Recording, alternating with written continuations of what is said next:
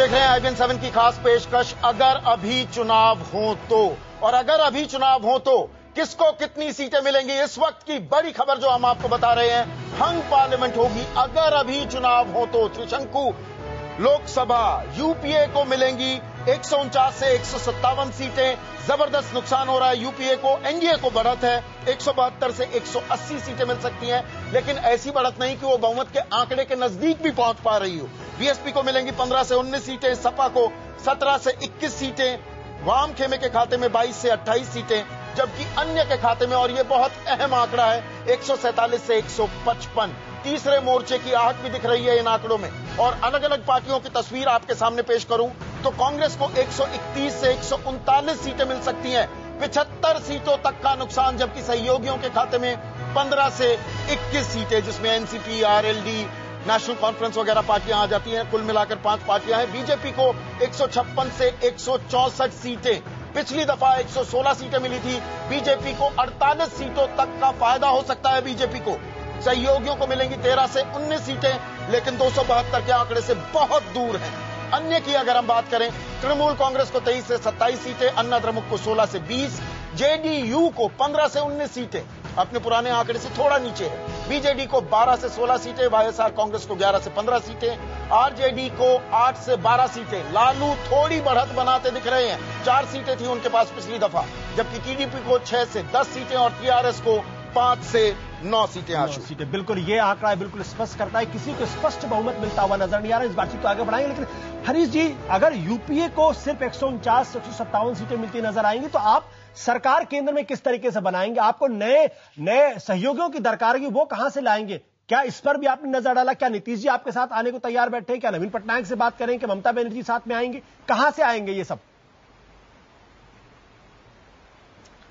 आशुतोष जी, पहली बात तो यह है कि हमको थोड़ा सा वर्तमान स्थिति में परिवर्तन लाना है। हमारे सामने 4 फैक्टर हैं। पहला फैक्टर यह है कि हमारा खाद्य सुरक्षा का और डायरेक्ट टैक्स, डायरेक्ट जो ट्रांसफर वाला है, सब्सिडी ट्रांसफर वाला मामला, वो किस तरीके से वर्क करता है। दूसरा है जो हमने, थोड़ा सा मैं आपको रोकना चाहूंगा, आपने अहम सवाल उठाया है, आगे आप अपना जवाब दीजिएगा। हमने ये सवाल मतदाताओं से पूछा था, कितना होगा खाद्य सुरक्षा योजना का असर वोटिंग पर? 37% कहते हैं हाँ जरूर, डेफिनेटली असर होगा, 28% कहते हैं नहीं, कोई राय नहीं, 34%, 37% लोग कह रहे हैं असर होगा। जी हरीश जी, ये फैक्टर ही अपने आप में बता देता है कि प्रारंभ में ही जो रिस्पांस है वो खाद्य सुरक्षा बिल के बहुत पक्ष में है। उसके साथ जो है डायरेक्ट कैश ट्रांसफर की स्कीम, उसके साथ कंबाइन करके देखते हैं तो वो एक बहुत जबरदस्त फैक्टर के तौर पर काम करेगा। इधर हमको डेवलपमेंट की प्रोसेस को जो हमने एक्सीलरेट किया है, कैबिनेट कमेटी ऑन इंफ्रास्ट्रक्चर के गठन के साथ जो है जो क्लियरेंसेज हुई हैं, उससे हमको यह है कि जो रिवर्सल, जो ट्रेंड चल रहा है इस समय, डाउनवर्ड ट्रेंड, हम इसको बदलने में कामयाब होंगे। और उसमें बहुत कुछ हद तक जो है एफडीआई भी एक रोल प्ले कर सकती है। देखिए, आप हमारे पक्ष में जो सबसे बड़ा फैक्टर काम करेगा अनंतो गत्वा, वो है यूपीए का कोई अल्टरनेटिव नहीं है। बट हरीश जी, जबकि भाजपा के लिए आप अल्टरनेटिव के बारे में बात कर रहे हैं, लेकिन नए सहयोगी कौन आएंगे? क्या नीतीश जी आपके साथ आएंगे? केसी त्यागी आपके साथ बैठे हुए, क्या नीतीश जी आपके साथ आएंगे? क्या उनसे कुछ बातचीत है? क्या ममता बनर्जी आएंगी? मैं आशुतोष जी उसी बात पर आ रहा हूं, मुझे जरा सा अपना सेंटेंस आप कंप्लीट कर लेने दें।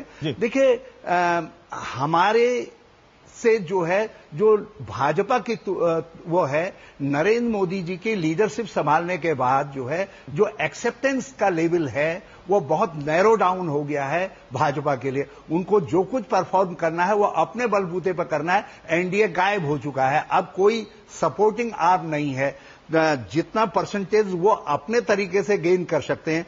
आपके जो मैंने सर्वे को देखा, उसमें कोई नया सोशल ग्रुप भाजपा के साथ जुड़ता हुआ नहीं लग रहा है। जो एक पुराना सपोर्ट बेस उनका शहरी मतदाताओं का था, अब उसके झुकाव में जो परिवर्तन आपको आज दिखाई दे रहा है, जो चेंजेबल है, तो उसके आधार पर जो है आपको ये बढ़त इस समय कहीं पर दिखाई दे रही है। आप अहम बात कह रहे हैं हरीश जी, यही सवाल अगर मैं किरीट सोमैया साहब आपसे पूछूं नरेंद्र मोदी क्या दरअसल एनडीए की मजबूती भी है और कमजोरी का सबब भी?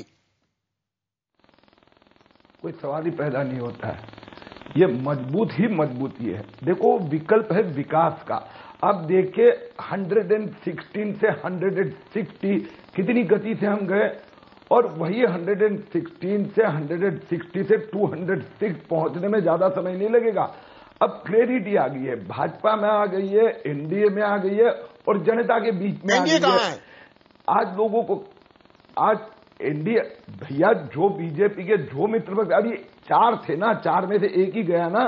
और आपको मैं कभी 23 हुआ करते थे। अब 96, 98, हाँ बराबर है ना। कब हुए थे 23? कब हुए थे? 96 से 98, 98 से 99, और जब 99 में सरकार बनाने की परिस्थिति में एनडीए आई तो मित्र जुड़ते गए। यही स्थिति आपको 2014 में दिखाई देगी। आप कांग्रेस की बात करो, कांग्रेस को 2004 में कोई कांग्रेस और यूपीए थे उसके 225 से ज्यादा नहीं थे, लेकिन लोग जुड़ते हैं। तीसरा मोर्चा कोई अलग मोर्चा है ही नहीं। किरीट जी, अलग अलग किरीट जी, यानी आपको भी वही उम्मीद है जो राकेश जी को उम्मीद है, यानी कि जब आंकड़े आपके सामने होंगे तो सहयोगी आपके साथ भागे हुए चले आएंगे, ये आपका कहना है। बट त्यागी जी, आपका अनुभव क्या है? आप कहां पे खड़े होंगे? क्या आप कांग्रेस के साथ जाना पसंद करेंगे? क्या आप पुराने बीजेपी के साथ जाना पसंद करें? अगर नरेंद्र मोदी साथ में नहीं होते, किसी और को आगे बढ़ाया जाता है तो?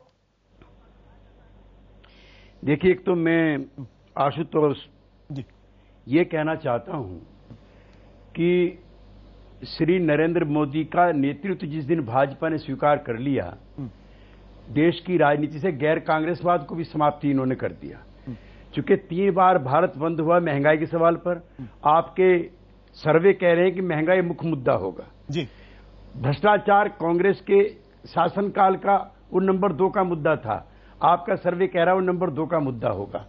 तो जो गैर कांग्रेस की हवा चल रही थी देश में अब से 4 महीने पहले, बड़ा जबरदस्त सरकार विरोधी, गैर कांग्रेसी, गैर यूपीएवाद माहौल था। श्री नरेंद्र मोदी के टेक ओवर करने के बाद जी जो आखिरी दल था सेकुलरिज्म का, वो हम इनसे अलग आ गए।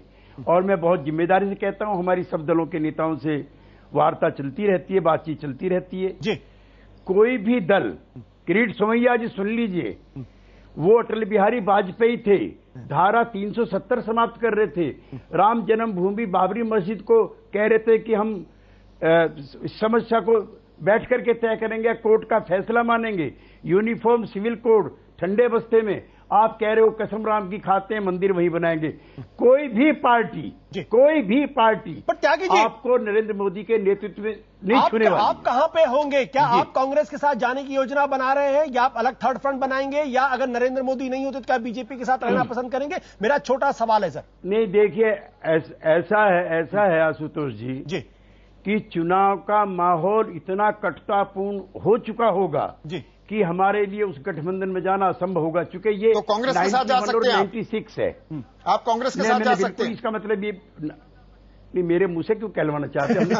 मैं समझ गया, मैं आपकी बात समझ गया त्यागी जी, मैं आपकी बात समझ गया। आपने बड़ी ईमानदारी के साथ कहा। बट पुरुषोत्तम जी, ये एक सवाल जो खड़ा हो गया कि भाई अगर यहां पर एक त्रिशंकु संसद की स्थिति बन रही है, आज की तारीख में ना यूपीए के पास उतने एलाइज है, ना बीजेपी के पास उतने एलाइज है, कहां से बनेगी? देखिए, अभी चुनाव में बहुत देर है, और जो संकेत त्यागी जी ने किया उस पर आप ध्यान दीजिए जी कि मोदी को आगे करके बीजेपी ने गैर कांग्रेसवाद की संभावनाएं समाप्त कर दी हैं। और जैसा उन्होंने कहा कि मेरे मुंह से सब कुछ मत कहलाइए, तो ये ना कहते हुए बहुत संकेत उन्होंने दे दिया। उनकी बातों में दम है। 1996 में अटल बिहारी वाजपेयी के पास एक भी आदमी नहीं आया। नहीं, मेरी बात तो सुनिए। सवाल ये है कि जब आप ध्रुवीकरण की बात करते हैं, जैसे अभी राकेश जी कर रहे थे, तो ये भूल जाते हैं कि ध्रुवीकरण, जैसे उन्होंने कहा मोदी के पक्ष में, तो ध्रुवीकरण बाय डेफिनेशन किसी के पक्ष में तो साथ साथ विपक्ष में भी होता है। यानी अगर मोदी के साथ मान लीजिए 40 लोग आएंगे तो उनके विपक्ष में कितने लोग हैं, ये महत्वपूर्ण हो जाएगा।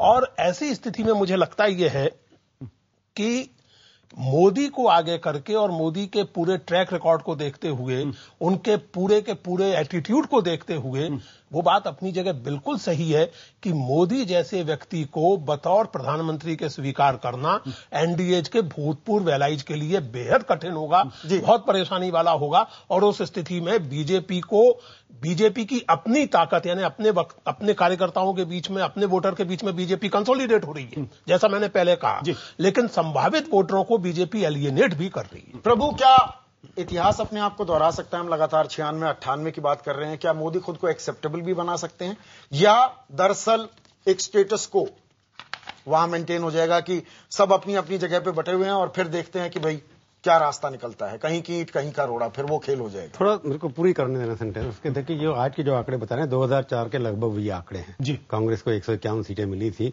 सरकार उनकी बनी थी।